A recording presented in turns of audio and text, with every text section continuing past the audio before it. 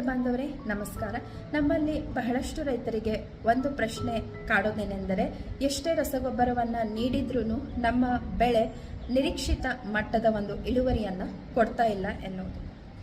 ಒಂದು ಉತ್ತಮ ಇಳುವರಿಯನ್ನು ಪಡೆಯಬೇಕಾದ್ರೆ ಕೇವಲ ರಸಗೊಬ್ಬರಗಳಷ್ಟೇ ಅದರಲ್ಲಿ ಕಾರ್ಯನಿರ್ವಹಿಸುವುದಿಲ್ಲ.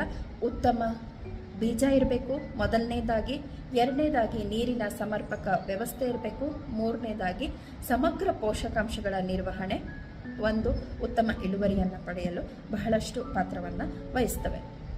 ಯಾವಾಗ ನೀವು ನೈಟ್ರೋಜನ್ ಅಂದರೆ ಸಾರಜನಕ, ಗಂಧಕ, ರಂಜಕ ಏಕ ರೀತಿಯ ಒಂದು ಪೋಷಕಾಂಶವನ್ನು ನೀಡ್ತಾ ಹೋಗ್ತೀರಿ, ಆವಾಗ ಪೋಷಕಾಂಶಗಳಲ್ಲಿ ಇಂಬ್ಯಾಲೆನ್ಸ್ ಆಗಿ, ಅಂದರೆ ನೀವು ಒಂದನ್ನು ಕೊಡ್ತಾ ಇದ್ದರೆ ಅಲ್ಲಿ ನಿಮಗೆ ಲಘು ಪೋಷಕಾಂಶಗಳ ಕೊರತೆ ಉಂಟಾಗಬಹುದು.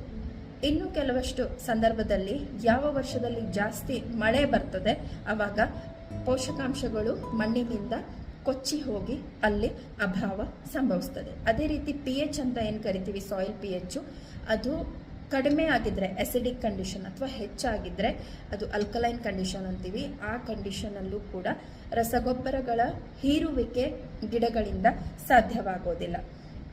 ಅದರ ಜೊತೆಗೆ ನಮ್ಮ ಭೂಮಿಯಲ್ಲಿ ಆರ್ಗ್ಯಾನಿಕ್ ಕಾರ್ಬನ್, ಸಾವಯವ ಇಂಗಾಲ ಅಂಶ ಕಡಿಮೆಯಾದರೆ ಅಥವಾ ಆರ್ಗ್ಯಾನಿಕ್ ಮ್ಯಾಟರ್ ಕಡಿಮೆ ಆದರೆ ಕೂಡ ನಮಗೆ ಇಳುವರಿಯಲ್ಲಿ ಕಡಿಮೆ ಆಗೋ ಚಾನ್ಸ್ ಇರುತ್ತೆ. ಅದೇ ರೀತಿಯಲ್ಲಿ ರಾಂಗ್ ಕಂಡೀಷನ್ ಅಂದರೆ ತಪ್ಪು ಸಂದರ್ಭದಲ್ಲಿ ನೀವು ರಸಗೊಬ್ಬರವನ್ನು ನೀಡ್ತಾ ಇದ್ರೆ, ಅಂದರೆ ಇವಾಗ ಹೂ ಬಿಡುವ ಹಂತದಲ್ಲಿದೆ ಅಥವಾ ಕಾಯಾಡೋ ಹಂತದಲ್ಲಿ ನೀವು ಯೂರಿಯಾ ಅಂತ ಗೊಬ್ಬರವನ್ನು ಕೊಟ್ಟರೆ ಅಲ್ಲಿ ನೀವು ಉತ್ತಮ ಫಲಿತಾಂಶ ಪಡೀಲಿಕ್ಕೆ ಆಗೋದಿಲ್ಲ.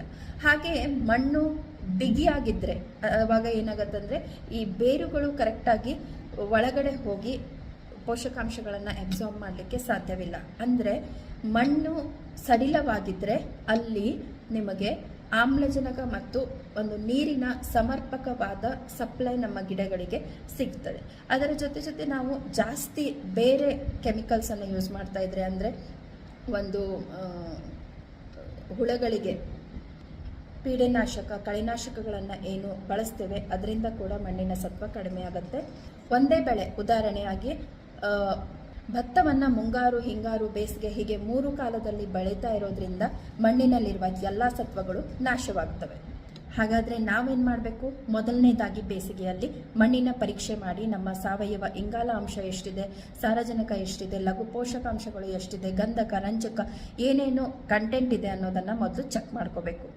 ಸಮರ್ಪಕ ರಸಗೊಬ್ಬರ, ನೀರಿನ ಬಳಕೆಯನ್ನು ಮಾಡಬೇಕು. ಇದರ ಜೊತೆಗೆ ಕಾಂಪೋಸ್ಟ್, ಎರೆಹುಳು ಗೊಬ್ಬರ, ಲಘು ಪೋಷಕಾಂಶಗಳನ್ನು ಬಳಸೋದ್ರಿಂದ ಮಣ್ಣಿನ ಸತ್ವವನ್ನು ಹೆಚ್ಚಿಸ